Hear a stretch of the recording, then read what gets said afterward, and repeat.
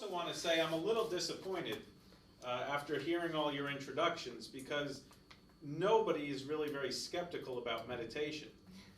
And I usually like when people come in, the first time we ran this course in November, about 70% of the participants said they didn't believe in meditation. And at the end of the course, 96% of them felt that it was something that should be offered to employees.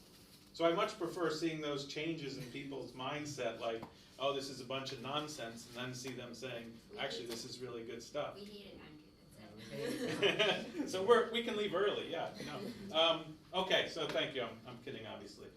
Here's a little video that I think will capture what Rike was talking about to a good extent.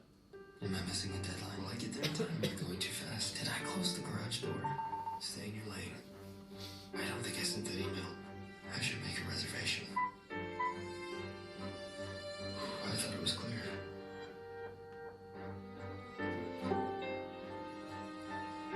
Okay, break. I didn't see that coming. So who doesn't feel like that sometimes, right? And it's fantastic now that these cars have all these fancy technology in it. So when we're driving along, we don't hit the car next to us. But what happens when we step out of the car? Our mind doesn't stop thinking like that. We're distracted, and what it basically suggests is that in many ways, we're very accident prone. We're very vulnerable. The way we're living our life, scattered, not being in the present moment.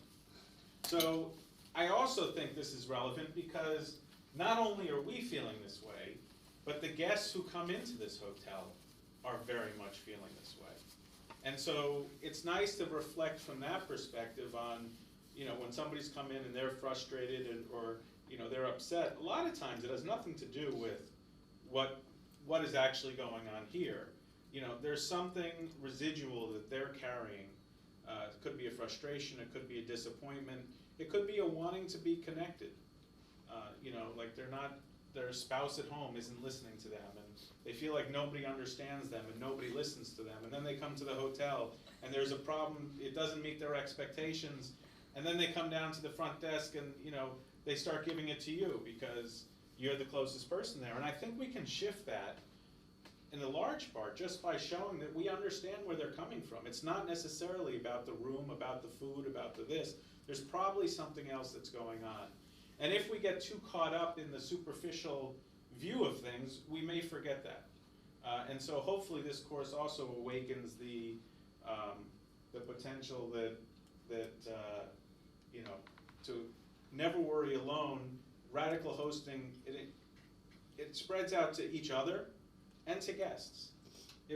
This can become a place that manifests these qualities, so everyone who walks in here, employee or guest, feels that sense of support from colleagues, care from other people, an energetic willingness to serve and respond to what people need. So this culture, that's what hospitality really is all about.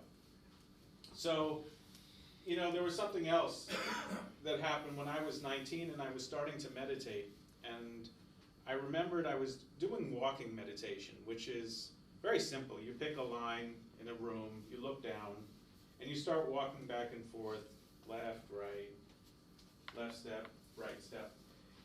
And then you can slow it down. So there are 3 phases. There's the faster phase where you just note left step, right step. There's the slower phase where you note lifting and placing. And then the slowest phase where you note the lifting of the foot, the moving of the foot, and the placing of the foot. And the idea here is just to be able to pay attention to the lifting of the foot when we're lifting the foot. So I remember trying to do that. In the middle of a lifting of a foot, my mind wandered off to a thought. And I remember just having this sense that was, my goodness, it's a quiet room. It's a fairly simple activity, trying to pay attention to the lifting of my foot. I'm giving myself this challenge, and I can't do it. I can't do it in an uninterrupted manner. And I had this sense, like when you're driving down the road, and the driver of the car is looking over at you rather than looking at the road, and you feel that uncomfortable sensation in your stomach, like, please look at the road because I don't want to have an accident.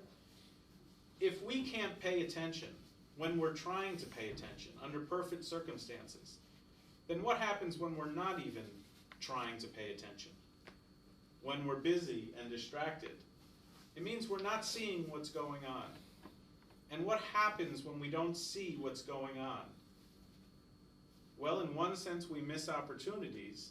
In another sense, we make mistakes. So these are critical skills to living our life. And it's surprising that nowhere along the way they've ever been properly taught to us. But mindfulness and meditation, it's about learning how to pay attention and see clearly what's going on. And when you're able to do that, then you'll be able to, because you'll have more information available to you, you'll be able to make better decisions. You'll be able to respond to people's needs better, because you can read their expression, you can read their face, you can sense what's going on. So without changing anything, really, you're changing everything. And that's pretty radical. So hopefully this comes through throughout the course of the day. I also think, these are all things we saw: distracted, unable to focus, thinking, planning, remembering, wandering mind. So today what we're going to do is really develop skills. Meditation, mindfulness is a skill. And we're going to use that then to bring and foster a top-performing culture that will help develop our accident prevention system, see problems before they become big problems, do something about it so that the problem doesn't arise, help prevent accidents, make us better drivers, living our life better, enjoying the ride, and also overcoming setbacks. And I think those are all skills that people have mentioned would be useful, when we're feeling down, when we're feeling overwhelmed, having something that can help get us back so we don't carry that negativity home, or we don't carry negativity from home or whatever's going on there in a negative way. We can compartmentalize it and come back to work and be a positive, supportive colleague to our clients. So this is what the goal is for the day. Getting into the essential tools component, I want to share with you, we've mentioned meditation, we've mentioned mindfulness. I want to run through a little bit about some of the distinctions of those two different forms of mind training. And that's what this is. This is training the mind. People go to the gym. Dasha's doing martial arts. You're doing hot yoga. People do various forms of exercise for the body. And what they've discovered is that we can actually do exercise or training for our mind and cultivate mental qualities. The same way that if you go to the gym, you develop physical strength. If you do bicep curls, you'll develop big biceps. If you do meditation practices, you will be able to develop specific qualities of mind, and you'll see why some of these qualities of mind are quite desirable and beneficial.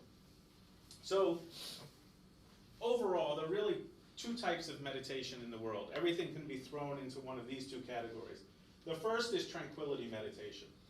Its feature or benefit is calm and tranquility. You may have heard of people talking about mantras or doing rosary beads, or many religious traditions have very simple practices where you focus on one thing over and over and over again. And what happens is it's like a fan. When a fan starts spinning, nothing can get through the fan. If you put your finger into a fan, it gets bounced out because the fan, there's no gaps in the fan. When the fan is not moving, you can put your finger anywhere you want. With this type of meditation, it's great because when you focus your mind on this one object, then your mind becomes so focused on that object that other thoughts, worries, distractions, they don't have the opportunity to really manifest and take over your mind. They get knocked out the next time you repeat the mantra or the phrase or you focus on an image. The problem with that type of meditation is it requires a quiet environment. You got to go away to a cave or sit in a quiet room. People can't be coming to you and disturbing you. You need a little calm to be able to get your engine of your mind whirling at the speed it needs to whirl to provide that peace and tranquility. Insight meditation, it is much more about heightened awareness and understanding. So the first one is about calm. This one's about being aware, seeing clearly, and understanding what's going on. Moment-to-moment awareness of the primary experience is how we practice this. Calm you get, clarity you get, and the removal of negativities, which a lot of people were talking about as being a very useful thing. But most important is although this is challenging at the beginning because it's not, the feedback loop is longer. So when you do tranquility meditation, you'll start to get some calm sooner than when you do mindfulness meditation. But mindfulness meditation you can use when you're standing there and somebody's screaming at you. When you're standing there and you're feeling agitated or worried or regret or anxious. Whatever that emotion that is uncomfortable, you can use, you don't have to go somewhere else to practice mindfulness. That feeling, that sensation, that emotion can become the object of your meditation. And we're going to get some practice with that later. Now this may sound like far out stuff, but what's important to know is there's a growing number of corporate, military, and high performance athletes that are practicing these specific practices. This isn't, although these are new, and this is relatively new, Google has their most successful learning and development program is a mindfulness-based program, an emotional intelligence program. There are a number of sports teams. Phil Jackson, if anybody follows basketball, when they were #1, they had a mindfulness coach. And you may wonder, well, why do these top performing athletes need mindfulness? You know, if they're so great. And actually my friend is one of the ones who teaches a lot of the basketball players, and what he was saying is people are so individualistic that you can't always be operating at peak, right? We all know there's some periods where you got to recover. If you're at peak all the time, that's burnout, and then your efficiency drops. So even with these great players, they realize by giving themselves a little time for recovery, by seeing opportunities with their teammates and learning to look on a wider scale than just for when can I take the shot, but hey, who's open and who can I pass to that has a higher opportunity, that's what allows them to excel. And you can see that Phil Jackson, when he moved to the Knicks, he's brought his mindfulness coach with him. It hasn't started working yet. It doesn't always happen immediately, but I'm sure they'll get there as they develop that awareness. Their awareness field widens and broadens. Then there are other banks, other technology companies. The US Marines have started to bring meditation. They found that if they teach people mindfulness before they go to a combat zone, they're much more effective under the stress of combat. And also when they come back, they're not as affected by all the stress and trauma that can come up, the post-traumatic stress disorder.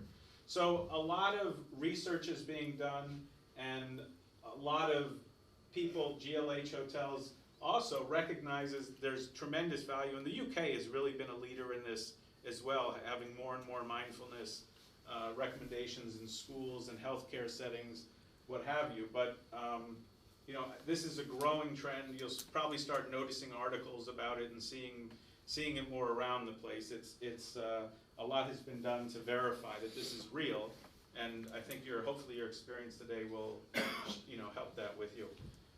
So the 4 key attributes of mind training really are enhancing peak performance and stamina, your focus, your concentration, helping you identify your zone. So some people find, hey, I'm having a great day, everything's going smoothly, problems come up, but they're not problems for me, I can manage them. Those are the types of peak performance that can get enhanced through mind training. Mental resiliency, not only do you reduce stress, reduce your doubts, reduce your anxieties, but you have more space and clarity to react skillfully. You improve your physical condition. Literally, people reduce their pain. So mindfulness was initially being used in the US 35, 40 years ago for people that had chronic pain that the medical system had not been able to help. So John Kabat-Zinn basically said, hey, I think meditation can help. He started a program, and those were some of the first scientific studies that were being done on populations of people that had pain and were applying meditation and yoga and things like that to help them manage that. And 40 years later, the results have been rather dramatic, and we'll look at some of those studies later. Finally, you can experience deep peace as well. And we're talking about like a profound level of peace that you haven't experienced or as one reporter wrote, it made him 10% happier is what he said he got out.